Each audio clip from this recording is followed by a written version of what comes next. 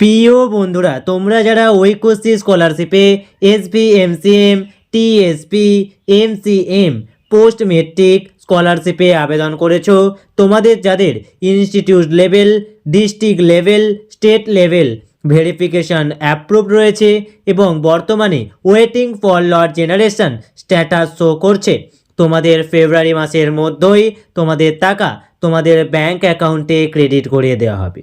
এই মুহূর্তে তোমাদের যাদের ওয়েটিং ফর লট জেনারেশন রয়েছে, তোমাদের লট জেনারেশন এরপর ফেইল্ডও হয়ে যেতে পারে।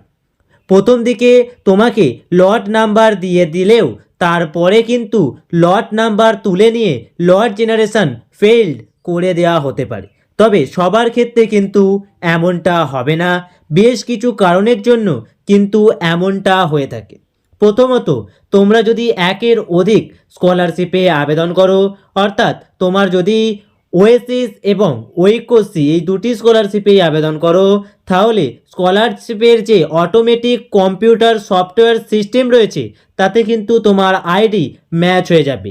অর্থাৎ তুমি যে ডকুমেন্টগুলি দিয়ে আবেদন করেছিলে, যেমন আধার কার্ড, রেজাল্ট, তোমার বাবার নাম, তোমার মায়ের নাম ইত্যাদি বিষয়গুলো কিন্তু ধরা পড়ে যাবে। সেক্ষেত্রে তুমি কিন্তু তোমার লট জেনারেশন ফেইল্ড হয়ে যাবে, অর্থাৎ তুমি টাকা পাবে না।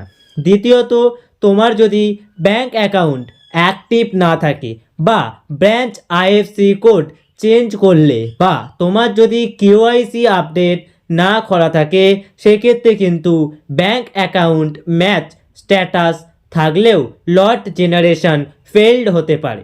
গত বছর কিন্তু উপরিক্ত এই দুটি কারণের জন্য বহু ছাত্রছাত্রী স্কলারশিপ থেকে বঞ্চিত হয়েছে। তাই তোমরা অবশ্যই তোমাদের ব্যাংক অ্যাকাউন্ট অ্যাক্টিভ রয়েছে কিনা অবশ্যই চেক করে নিও, এবং তোমরা যদি দীর্ঘদিন কেওয়াইসি আপডেট না করে থাকো তাহলে অবশ্যই তোমার ব্রাঞ্চে গিয়ে কেওয়াইসি আপডেটটি করিয়ে নেবে। আশা করি ভিডিওটি তোমাদের অনেক কাজে লাগবে, এবং তোমাদের যদি স্কলারশিপ বিষয়ে এর পরেও কোনো প্রশ্ন থেকে থাকে তাহলে অবশ্যই কমেন্ট সেকশানে কমেন্ট করে জানিও।